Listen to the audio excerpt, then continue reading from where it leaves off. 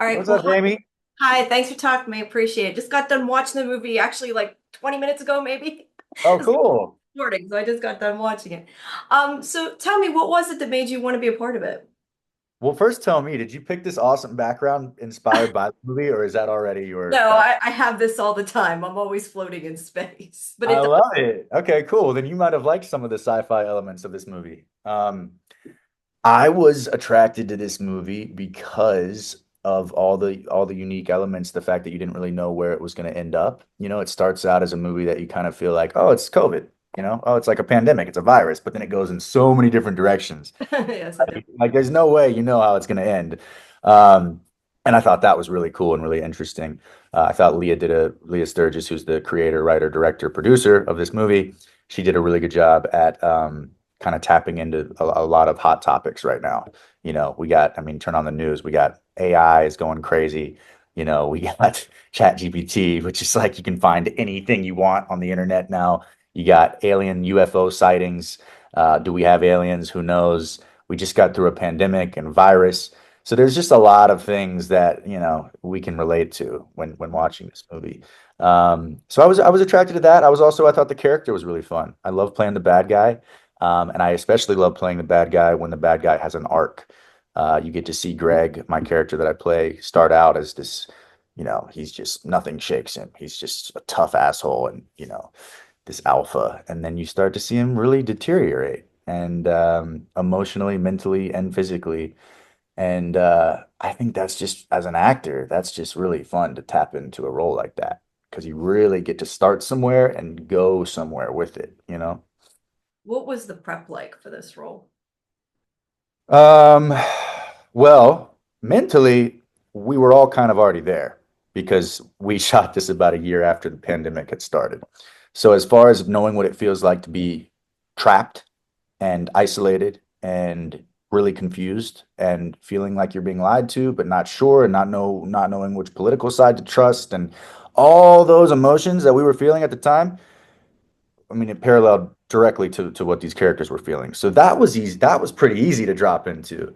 I think what was maybe like we just had to make sure, we were playing cyclists. So the days that we were shooting where we were riding the bikes, and I just wanted to make sure we looked legit. I mean, I'm pretty athletic and fit, and I've obviously ridden bikes and stuff before, but Leah actually owns and sponsors a real cycling team, and we were playing legit cyclists that were doing high altitude training in the Alps of France. And I wanted to make me being the leader of the team. I especially wanted to make sure like I looked legit. So it was great that we got to work with her. She actually brought in her team to film with us. So in the beginning of the movie, you see all of us riding bikes.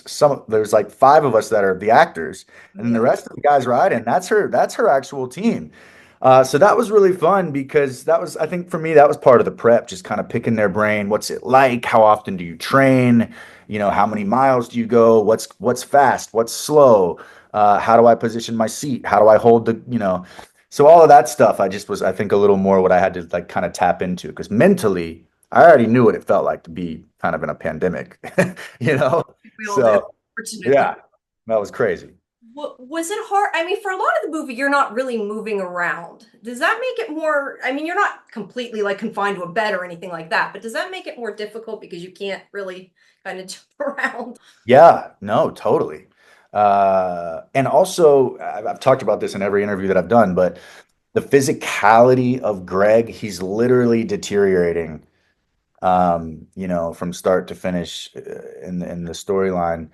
And you don't shoot a movie in order. So I just wanted to make sure before we started shooting each scene, I knew like, okay, what point, where is he at physically, right now? Because literally I had to start changing how I was walking. My injury was getting worse.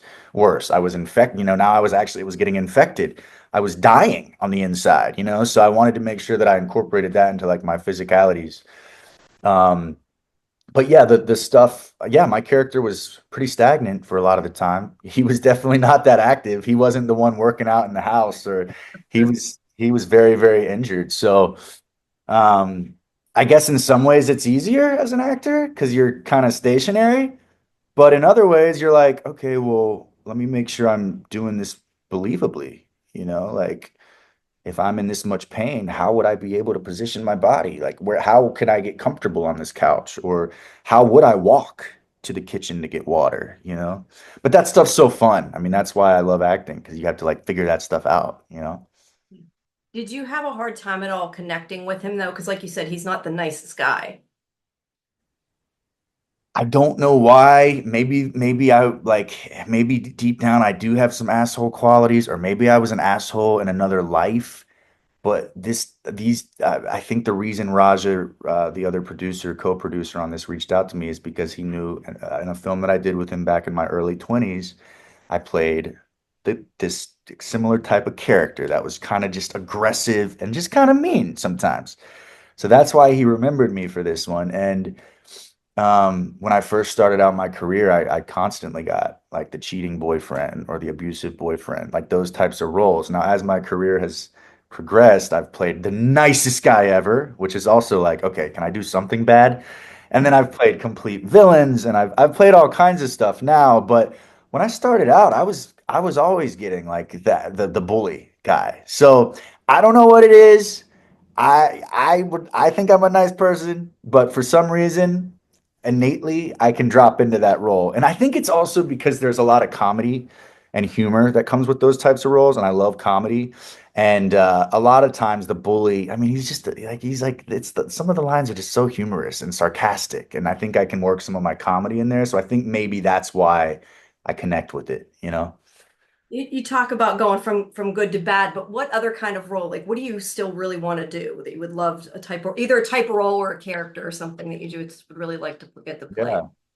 I'd love to do like some type of period piece or some type of otherworldly, like Game of Thrones, where it's not even set in this world, or a period piece that's just, a completely different time, and the wardrobe and the costumes are different, and I would love to do like a Gladiator or Game of Thrones or Lord of the Rings or something just so like where the production is just so different than how we live now, you know.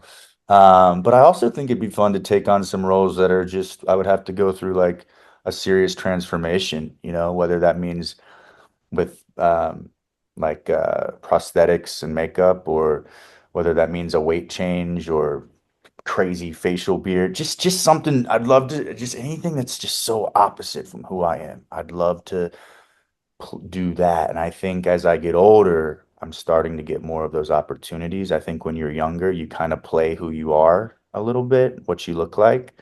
And as you get older and prove yourself as an actor, and people go, oh, he's got a little range.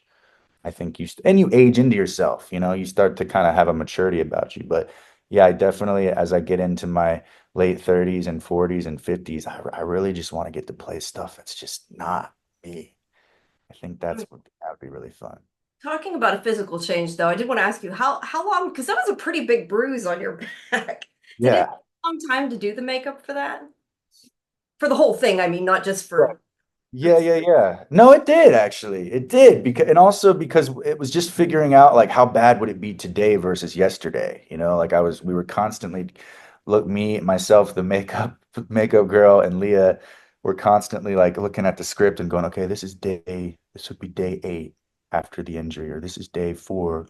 Okay, so like it's got to be a little less than it was when we shot that scene yesterday, which was day 10. You know what I mean? So you're like, it's a mind fuck because you're trying to figure out like probably where worse would it makeup department though than you. oh my God, yeah. The pressure was more on her than on me. I couldn't even see it half the time because it was on my back. So I'm like, okay, I trust you.